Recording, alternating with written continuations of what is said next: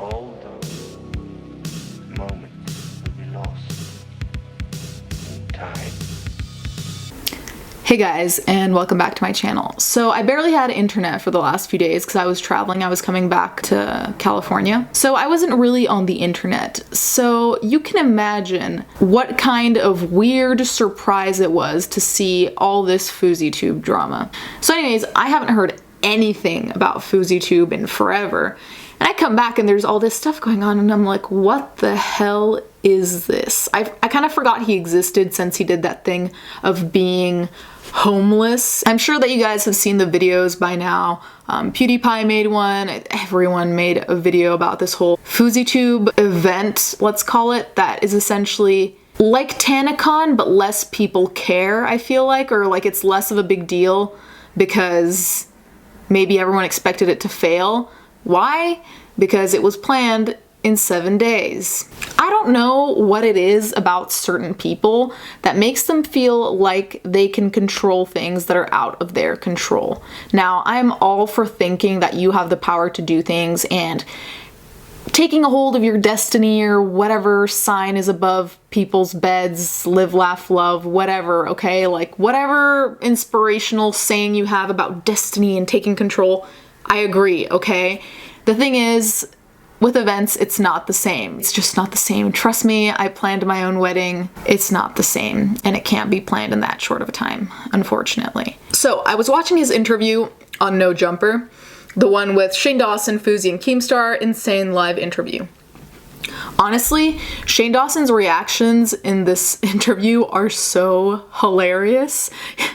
It honestly reminded me of The Office, like some people commented that too. So in this interview, we find out that Fousey is obsessed with Drake, and if you saw his advertisements for his July 15th event, you'd have seen that he plastered Drake all over it or said that Drake needed 2 million viewers to like accept to come to this event, whatever. So Drake is very much a central point of the delusions that are going on with Fousey's mind right now.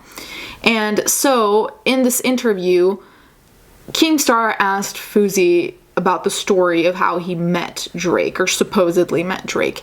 And the way in which Fousey describes this story is exactly what I'm talking about when you take a small event and turn it into this larger than life happening that has this larger than life significance. And the thing that scares me about that is that it seems like Fousey is doing that with a lot of things, such as his event. It didn't go well. It was shut down because of a bomb threat. None of the people that he said were gonna show up showed up, and some people had flown in from Chicago, from like far away, for this failure of an event.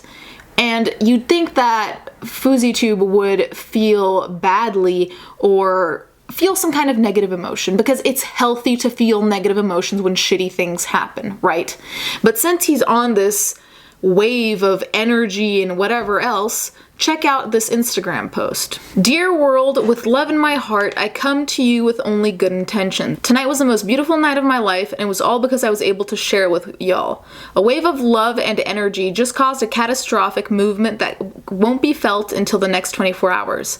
I know there's a lot of confusion and miscommunication right now, and trust me, there will be a narrative that will be tried to be fed to y'all. But if you believe in love and God, I ask y'all to be patient, be understanding, wait for the story to tell itself. I won't say a single thing for the next 24 hours to allow the world to tell the story in its own. And of course, who's tagged in this caption? Our dearest Champagne Poppy. He tags Champagne Poppy, The Ellen Show, DJ Khaled, French Montana, Bella Hadid in The Weeknd. The fuck? Explain to me, please, someone explain to me, for the love of God, how you have a failure of an event that leaves a lot of people disappointed, a lot of people actually upset. And you come out here and say that it was the most beautiful night of your life. You had to do your event from a parking lot where you started preaching as if you were saying all this life-changing stuff, when in reality, you just keep talking about energy and saying nonsensical stuff, throwing out platitudes, and acting like you are on some kind of higher vibration than all of us, acting like what you're saying is brand new. You're not Plato, okay? You're not Aristotle. You're not saying anything that's going to be put into a book and that people are going to have to learn about later. Throwing out platitudes of the story will be told, like these nonsensical, almost tautologies, like circular kind of points that you're just kind of like, what are you saying, and why are you saying it? More importantly, why do you feel the need to say it? And I'm sorry if this is coming off harshly, but there's nothing that bothers me more than people who talk and aren't really saying anything, because this is exactly what this guy is doing. Now, I'd like to put his entire speech of how he met Drake, which went on for like 25 minutes, and it ends up that he didn't even meet Drake. They just looked at each other and he met Drake's right-hand man, apparently. But in telling this story, he name drops a huge amount of people, which I'm almost like, why would you do that? It's almost like you're doing this because it makes you feel better about yourself. Anyway, let's look at a short clip of when he talks about this Drake story, which again goes on forever. So I'll link it and I'll give you the timestamps of this Drake story, but it's crazy. I know how crazy this looks. I'm in front of Drake's security. I go up to him, I go, what? He goes, go to the back right now. I was like, are you crazy? He looks at me in the eye, he goes, go to the back. I felt it. I go to the back. I'm standing right next to Drake's white Rolls Royce, the one with the angel and the thing. Is that a Rolls? I'm not sure. I'm standing next to Drake's car. His security's around me in the cars, but they're not telling me to leave because it looked and felt like I deserved to be there. I didn't give up. I knew I had a plan that night, so I get on my knees. I put the message to Drake. Drake, I'm outside the club tonight. I sound like a crazy person who's literally crying outside the club, but I'm gonna meet you tonight. I put it out to the universe. I'm gonna meet Drake tonight. I put that energy out there. Door opens, guy gets me in. I go through the kitchen. We walk in. I was in the hottest LA party of the night. He whispers in my ear. He goes, Kylie Jenner's here. Drake is here. Ludacris is here. Everybody's here. He doesn't tell me where Drake is. All he says is, let God lead the way. I'm not trying to be preachy about God, but every single person was telling me this. Everybody talks about God in your life. It's kind of interesting. Nobody ever says anything about God to me. As soon as I accepted him for my life. Right. I swear. So I'm getting there. So now I'm inside the club. And here's where the tweets start and how I met Drake. So you're about to get the exclusive. You're in the documentary. And I would not put this story out there because anybody can go to Drake and his team and be like, did this event happen? And if it didn't happen, they'll be like, this guy should be arrested. He's crazy. I sound crazy right now because I'm the only one who was in there, you know? So okay. I'll show you the text. No. Forget the text. How did you meet Drake? So here it is. You're in the party. Here it is. As I'm outside, dream big, call me crazy now, call me crazy tomorrow. If I pull this off, it's because I'm crazy. Next tweet, I pray that Drake fulfills my God's plan. Next tweet, what some call desperation, I call hunger for success. That's when I finally said, I'm meeting Drake tonight. Remember this tweet for years to come. Next tweet, I'm inside the party Drake is in. I'm letting God lead the way. It's happening. Next tweet, it's a video that says scared shitless, but I'm trusting the process. As soon as I tweet that, I look to my right, Shawn Mendes is there. I tweet and I go, standing inches next to Shawn Mendes. Life is so surreal right now. I will meet Drake tonight. I'm shaking in a club with high industry people. All the Instagram the beautiful girls who I follow are in the booths. It's a lit night. I'm not giving up. And as I'm looking down at my phone, I look up. I say, and just like that, when I'm stuck, the real Dennis G, who's Drake's dad, walks right past me as I'm taking a snap of my shoes. Instead of bothering him and saying, can I speak to you? I said, please check your messages. Again, this is God's plan. He knows me. He was at Tyler Perry's Medea premiere. I have a picture with him. So I knew if I met Dennis, it would be good. But I knew he wasn't in the right place for me to talk to him, and I wanted him to have fun. So I just trusted it. As soon as I decided that and stayed back, Kenny Hamilton, who's part of Justin Bieber's group, who knows me because I met them and partied with them, goes right in front of me. Oh, what's up, brother? Da-da-da. We're arm in arm. He goes, come with us. He takes me to his table. Whose table is it? Ludacris. I'm now in the hallway staring Ludacris in the eye, hitting my chest, saying, I'm going to be on stage tomorrow with more eyes on this event than the president has on the country to dispel hate. Ludacris gives me daps. And he goes, my brother, I feel it. Keep going. At this point, I'm like, fuck what anyone's saying online. I'm doing this tonight. I go back to the booth. I'm dancing. I let Ludacris do what he does. Right after that, We the Best Music's whole group, a trio, Ivan Barrios, the other Haraki who has a beard, I'm sorry, I forgot his name, walk past me. Ivan Barrios, DJ Khaled's, Diddy's, everybody's photographer, DM him, right? DM him, stops and talks to me for 10 minutes as I tell him this story, let him listen to the song. He doesn't tell me where Drake is yet. All he says is, you already did this, don't stop. Gives me his phone number. We try to take a picture. I'm almost there. Kenny looks at me. This is how crazy that night was. Kenny looks at me. He goes, no pictures. I go, fine. Ivan leaves, right? Right after that. You said you were going to let me finish. Let me get there. Didn't know what to do. The doubt is real. The hate is real. The fear is real. But you know what? The love is far stronger. Even if I have to stay up until the event and walk on stage beaten, I'm going to do it. I'm now standing by myself. The club is emptying out. The only people who are allowed to stay in the club is Drake's team. Guess who's standing with them? Me. Because I decided not to give up because I had a mission that night, as crazy as it sounded. I don't know what to do, but I believed in myself. Before I even met Drake. So everyone leaves the club. No one's there except for Drake's own crew. You gotta understand, Drake's own crew is 60 people, and the celebrities who are in there. And I'll talk about that. I met OBJ that night, all this stuff. So let me finish. Okay. I'm standing in Drake's crew. Don't know what to do. As I'm standing there, I turn around. Drake's dad is coming back into the crew. As I'm going up to him, I miss him, but I touch the person behind him. For some reason, you're going to get mad at this because I've said it so much. I don't know why I asked him this. I said, brother, do you believe in God? He looks at me like, of course I do. I said, give me 30 seconds and read this. He reads this post that says, 7 days ago, I came in with an idea to Sydney, Australia. This guy ends up being Drake's hand man. And as I tell him this story about how I'm going to get Drake, and I'm pounding and I'm shaking and I'm telling him my purpose, I look at him in the eye and I go, I snuck in here tonight. If he wanted to protect Drake and kick me out, he would just say, get the hell out of here. He looks at me, he goes, he's feeling me. He knows I'm talking with a purpose and I mean it and I'm hungry. I'm psycho at this point. I'm hungry. He goes, wait right here. But before he goes, everyone's going to have shit to say about this. You can ask him. He goes, how did you know my name?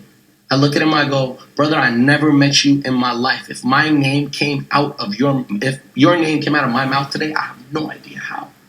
As soon as I said that, I watch him. I hadn't seen Drake the whole night. As soon as I put that energy in there, I look back into the crowd.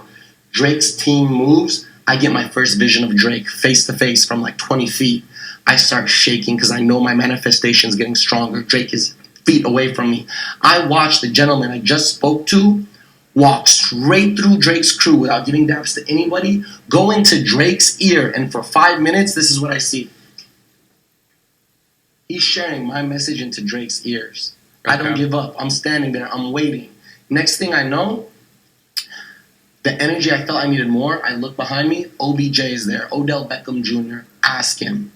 I walk straight up to him. His security starts walking up to me. I hand him the phone. I go, read. His security grabs me and goes, hey, don't try to sell him on anything tonight. I go, let him. Deadass. I was so hungry. I looked at his security. I said, let him. He reads the whole thing. He looks at me. He goes, you got that. I walk back to Drake's crew. I'm mobbing with Drake's crew, dancing to Drake's music.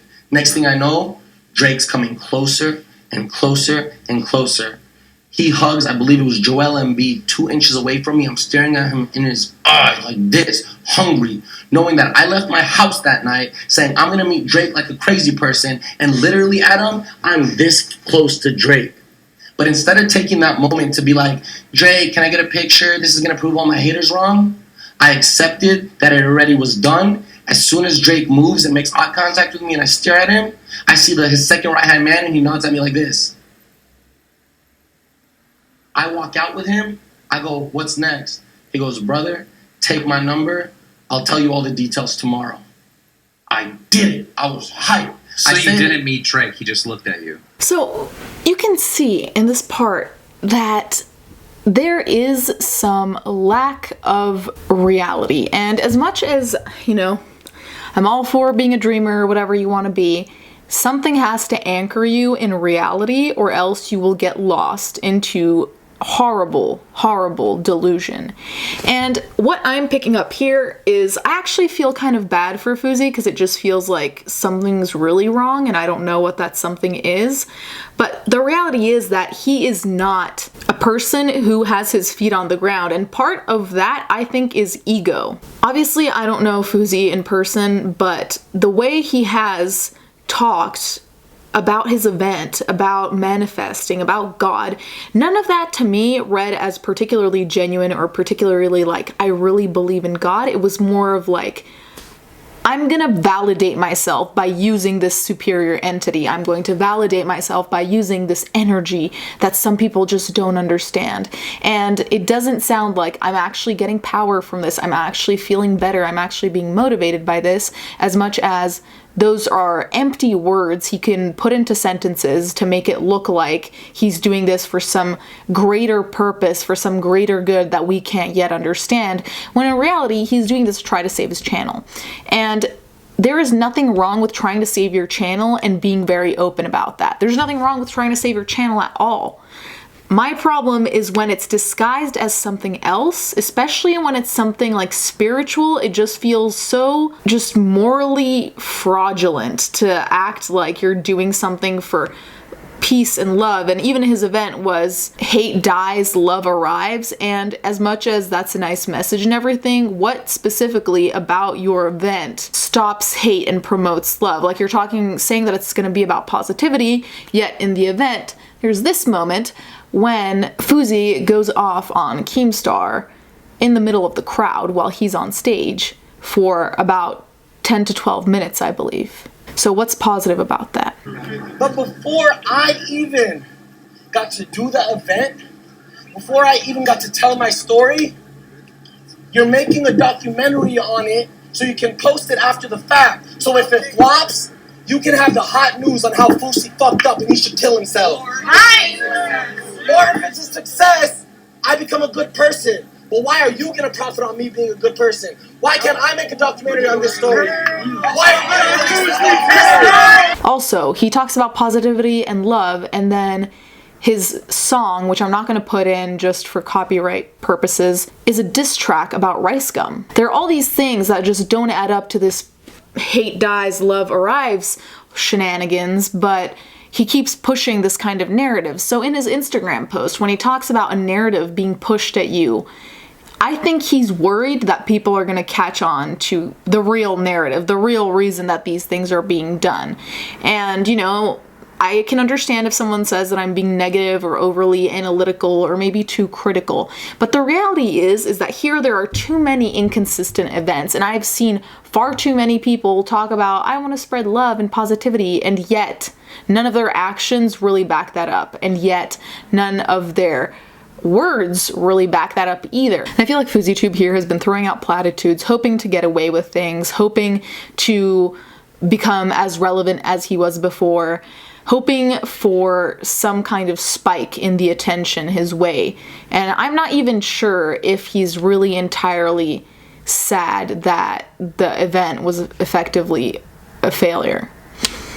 Anyways, guys, I know this was a bit of a different format. I'm kind of getting back into filming because I haven't been filming for 2 weeks because everything was pre-filmed, so I'm sorry if this was weird and disorganized.